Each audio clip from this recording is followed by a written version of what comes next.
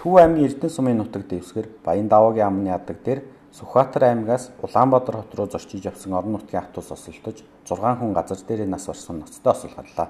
Уг осол өнөөдөр өглөө 7 цаг 30 минут орчим болсон бөгөөд замын эргэлтэн дээр машин гүйцэд төрүүлэх гэж байгаад замын хажуу руу орж 4-5 удаа бүтэн эргэлдэж осолсон хэмээн их сурвалжууд мэдээлж байна.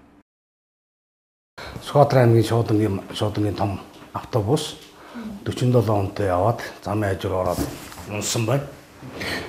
Тэгээд манай эмнэлэг дээр газар дээр 6 хүн нас орсон. Манай эмнэлэг дээр 40 хүн ирж эмнэлгийн тусламж аваад одоо их бага хэмжээний гэмтлүүд байна. Тэгээд бүгдээ Улаанбаатар руу тээвэрлэгдсэн. Энд бол 7 сараас 18 настай 15 хүн. Мөн жирэмсэн эмэгтэйнд 3 байсан. Тэгээд Улаанбаатар руу 24 хүн тээвэрлэгдсэн түрүүний машинаар.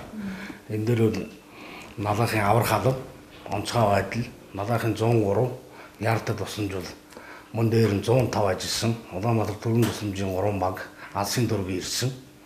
Тэгээд анхан шатны тусламж үйлчилгээ үзүүлэх шаардлагатай зүйлийг бүгдийг үзүүлээд Улаанбаатар руу дээвэрсэн.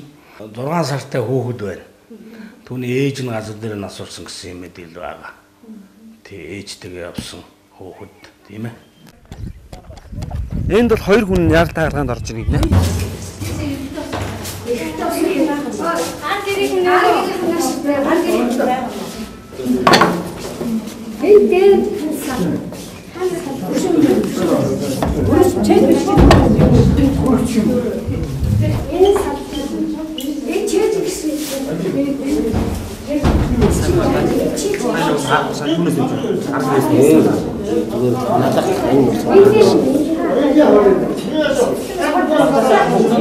Тэр халсан.